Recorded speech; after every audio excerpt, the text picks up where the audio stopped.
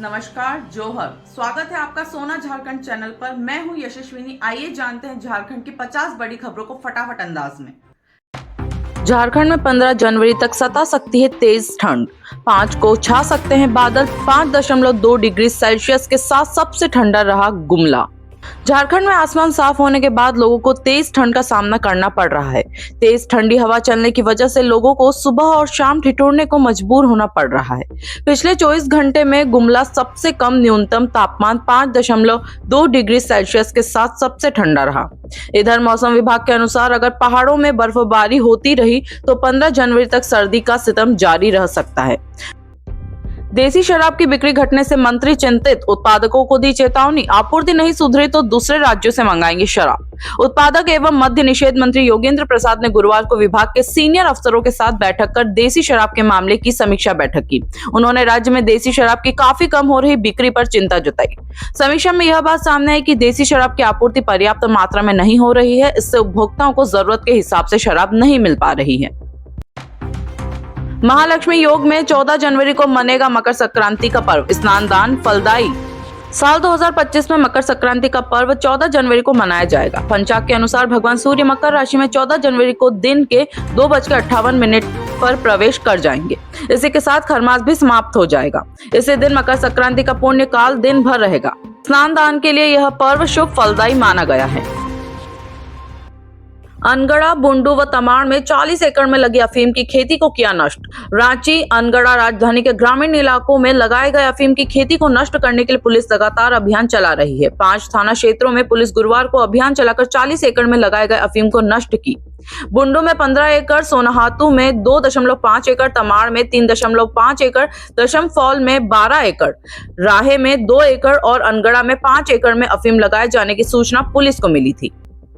व्यापारियों के साथ घटित घटनाओं पर त्वरित कार्रवाई करने की मांग। शहर में नियमित रूप से घटित आपराधिक घटनाओं पर नियंत्रण नहीं होने पर चिंता जताते हुए झारखंड चैंबर ने मुख्यमंत्री से हस्तक्षेप की अपील की। चैंबर ने गुरुवार को बैठकर 3 दिन पूर्व पंडरा ओपी अंतर्गत ओटीसी ग्राउंड के समीप अपराधियों द्वारा की गई छिनतई और गोलीकांड की घटना का उद्भेदन अब तक नहीं होने पर चिंता जताई। ठिठुरा झारखंड, कांके 4.40 पहुंचा। 5 जनवरी से मिल सकती है राहत। पहाड़ों पर हो रही बर्फबारी में रांची सहित पूरा झारखंड शीतलहर से ठिठुर गया है। न्यूनतम तापमान में लगातार गिरावट हो रही है। ठंड से सबसे ज्यादा परेशानी बच्चों और बुजुर्गों को हो रही है। अस्पतालों में मरीजों की भीड़ लगातार बढ़ रही है। मौसम विज्ञान केंद्र रांची के अनुसार पिछले 24 घंटे में गुमला जिला सबसे ठंडा रहा। हाईकोर्ट का आदेश, 3 हफ्ते में जवाब दे ईडी के अधिकारी। झारखंड हाईकोर्ट के जस्टिस AK चौधरी की पीठ में गुरुवार को ईडी अधिकारियों के खिलाफ SC/ST एक्ट के तहत दर्ज प्राथमिकी की CBI जांच की मांग वाली याचिका पर सुनवाई हुई। सुनवाई के दौरान CM हेमंत सोरेन के जवाब पर ईडी की ओर से प्रति उत्तर दाखिल करने के लिए समय की मांग की गई। अदालत ने मांग स्वीकार करते हुए अगली सुनवाई 3 सप्ताह बाद निर्धारित की है। श्रमिक बोले 14 घंटे कराते थे काम, न भरपेट खाना मिलता था न वेतन। शुक्र है अपने वतन की रोटी मिली। 47 श्रमिक फंसे थे। 11 श्रमिक 29 दिसंबर को लौटे थे। अफ्रीका के कैमरून में फंसे झारखंड के 27 श्रमिक गुरुवार को रांची पहुंच गए। इनमें से 3 श्रमिक दोपहर 2 बजे, 3 शाम 4 बजे, 4 शाम 7:30 बजे और 17 श्रमिक रात 8 बजे की फ्लाइट से पहुंचे। श्रम विभाग के अधिकारियों ने बिरसा मुंडा एयरपोर्ट पर उनका स्वागत किया। हाईकोर्ट ने लोकायुक्त JPSCC अध्यक्ष और सूचना आयुक्तों की नियुक्ति पर मांगी जानकारी। झारखंड हाईकोर्ट में गुरुवार को राज्य की संवैधानिक संस्थाओं में अध्यक्ष व सदस्यों के खाली पदों पर नियुक्ति को लेकर दाखिल जनहित याचिका पर सुनवाई हुई। अदालत ने मामले में राज्य सरकार से 5 फरवरी तक अपडेट जानकारी मांगी है। अदालत ने लोकायुक्त, मानवाधिकार आयोग के अध्यक्ष, राज्य सूचना आयोग में मुख्य सूचना आयुक्त सहित सूचना आयुक्त और JPSCC अध्यक्ष के पद पर नियुक्ति को लेकर की।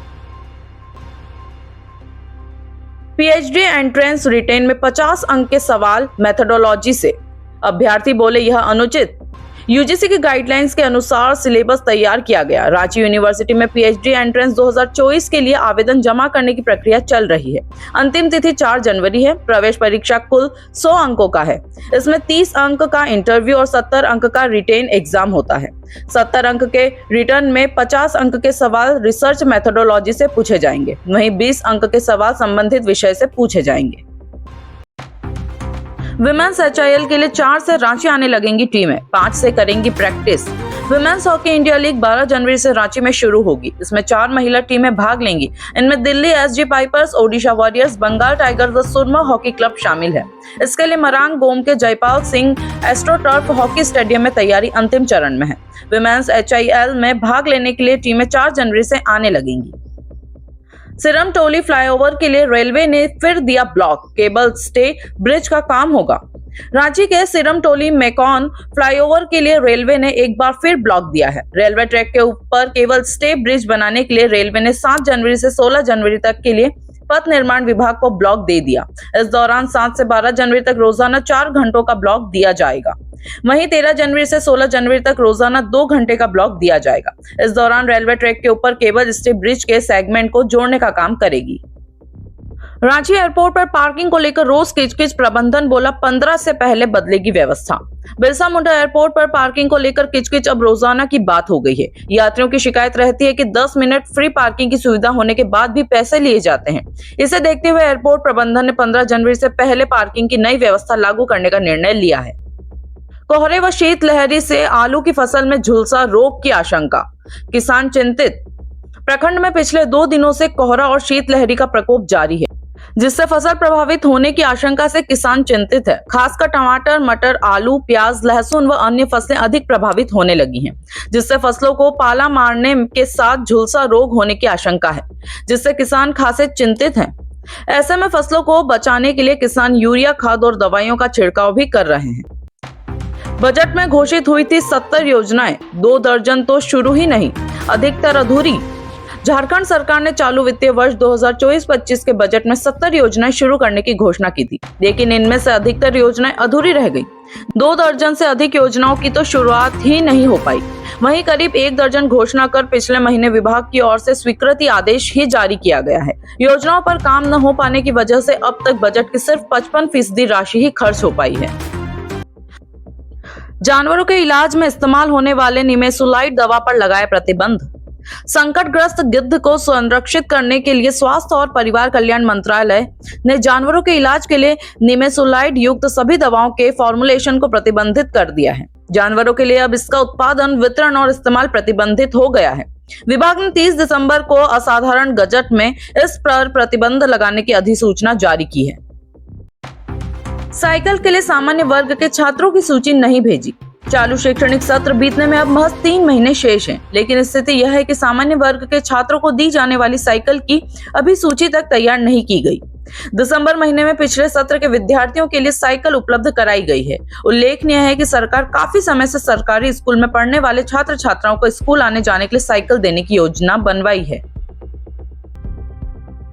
जिले के 70 पैक्स के गोदाम में धान का स्टॉक फुल, खरीदारी रुपए की। हजारीबाग जिले में धान अधिप्राप्ति में विसंगति और लचर व्यवस्था के कारण एक बार फिर से पिछले वर्ष की भांति गड़बड़ी होने की संभावना प्रबल हो गई है। साथ ही लक्ष्य के अनुरूप जिले में धान की खरीदारी हो पाती है, इस पर भी संशय बरकरार है। जिले में धान की खरीदारी का लक्ष्य है 6 लाख क्विंटल है।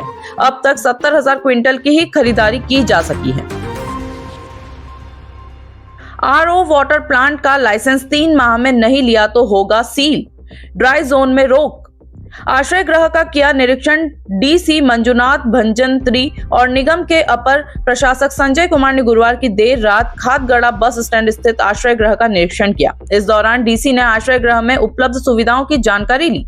उन्होंने असहायों के बीच कंबल का वितरण भी किया। 2023 में शुरू हुई PM जनमन योजना में मात्र 1.8% आवासीय अब तक बने। झारखंड में 2023 में शुरू हुई प्रधानमंत्री जनजातीय आदिवासी न्याय महाअभियान के तहत अभी तक मात्र 1.8% ही आवास बन सके हैं। राज्य के 11 जिले ऐसे हैं जहां अभी भी आवास का निर्माण पूरा नहीं हुआ है। वित्तीय वर्ष 2023-24 में इस योजना के लिए 23,224 लाभुकों को योग्य पाया गया। इनमें से 19,078 का रजिस्ट्रेशन हुआ। स्वीकृत हुए 16,178 आवास। इन आवासों में से अब तक 298 का ही निर्माण पूरा हो सका। जल्द होंगी 4G ई-पॉस मशीन की खरीद, पीडीएस से हटेंगी 2G मशीनें। खाद्य आपूर्ति मंत्री डॉक्टर इरफान अंसारी ने कहा है कि राज्य की जन वितरण प्रणाली की दुकानों में 2G ई-पॉस मशीन के कारण लाभुकों को उचित मात्रा में और समय पर अनाज वितरण करने में कठिनाई होती है। इस वजह से लाभुकों के ई-केवाईसी कराने में भी परेशानी हो रही है, साथ ही उचित मात्रा में अनाज प्राप्त नहीं हो पा रहे हैं। जामताड़ा प्रयागराज अग्रवाल नहीं रहे। जामताड़ा समाज सेवी व विभिन्न सामाजिक संगठनों से जुड़े प्रयागराज अग्रवाल 70 वर्ष का 2 जनवरी की सुबह 10 बजे निधन हो गया। जीवन भर समाज सेवा को समर्पित व्यक्तित्व प्रयागराज अग्रवाल ने अपने जीवन काल में लोगों की सेवा के लिए अनेकों कार्य किए। उन्होंने एकल अभियान जामताड़ा अंचल अध्यक्ष के रूप में सेवा दी। जिम्मेदार व जनप्रतिनिधियों की अनदेखी से लोगों में नाराजगी। चाईबासा सरायकेला मार्ग पर तमाड़ बांध पंचायत के खप्परसाई के ग्रामीण वर्षों से मूलभूत सुविधाओं से वंचित है। मुख्य सड़क से यह कच्ची सड़क सीधे जुड़ी हुई है। शहरी इलाका से सटा यह क्षेत्र आजादी के 77 वर्षों बाद भी विकास से कोसों दूर है। इस क्षेत्र के निवासियों की मुख्य मांगों में कच्ची सड़क को पक्की बनाने व जल निकासी के लिए पक्की नाली के निर्माण के साथ साथ और भी कई मांगे जुड़ी हुई हैं। नेशनल क्रॉस कंट्री चैंपियनशिप के लिए नारा हिस्सा का चयन। उत्तर प्रदेश के मेरठ में 13 जनवरी को होने वाली 59वीं नेशनल क्रॉस कंट्री चैंपियनशिप के लिए सरायकेला के नारा हिस्सा झारखंड टीम का प्रतिनिधित्व करेंगे। नारा हिस्सा गरीबी रेखा के नीचे गुजर बसर करने वाले एथलीट हैं। उन्हें आगे ले जाने के लिए जिला एथलेटिक्स एसोसिएशन के सचिव सिकंदर महतो तथा एसोसिएशन के सभी पदाधिकारियों का सहयोग प्राप्त मिला है।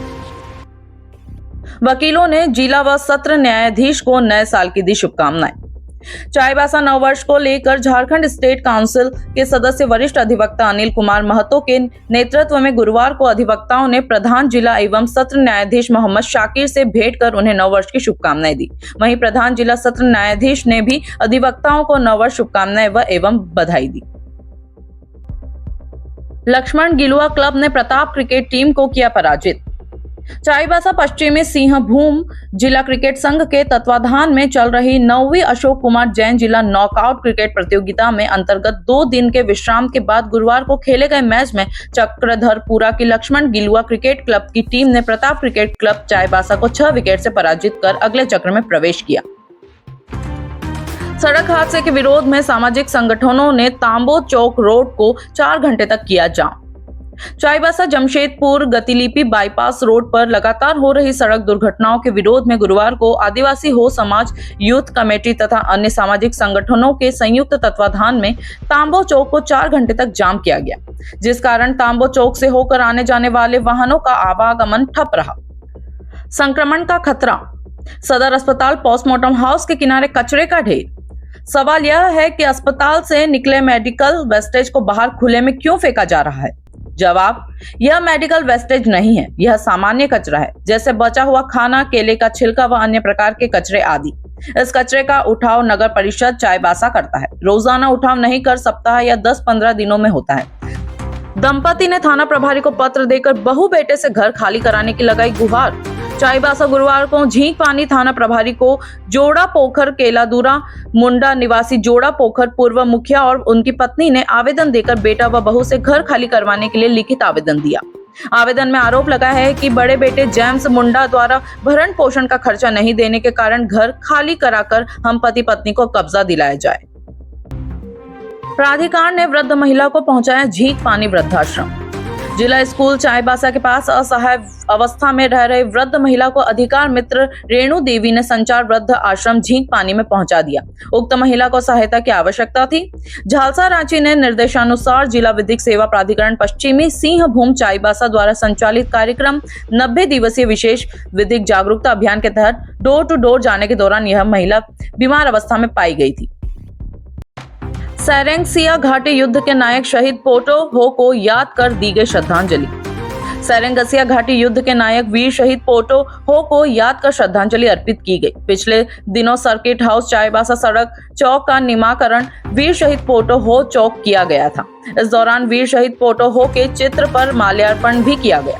ब्रिटिश हुकूमत के खिलाफ सिंहभूम के अलावा पूरे कोल्हान में ऐतिहासिक युद्ध के अगुआ और सेरेंगसिया घाटी युद्ध के नायक रहे। गुरु गोविंद सिंह जी का प्रकाश पर्व गुरु नानक दरबार चाईबासा में 6 जनवरी को। गुरु गोविंद सिंह का प्रकाश पर्व श्रद्धा पूर्वक गुरु नानक दरबार चाईबासा में 6 जनवरी को मनाया जाएगा। पर्व की शुरुआत 3 जनवरी को 5 बजे प्रातः गुरुद्वारा साहिब में अरदास कर प्रभात फेरी निकाल कर की जाएगी। गुरुद्वारा से कीर्तन करते हुए स्टेशन रोड स्थित जसबीर सिंह मारवाह के घर से अमला टोला होते हुए टुंगरी जसपाल सिंह सतपाल सिंह के घर तक प्रभात फेरी जाएगी।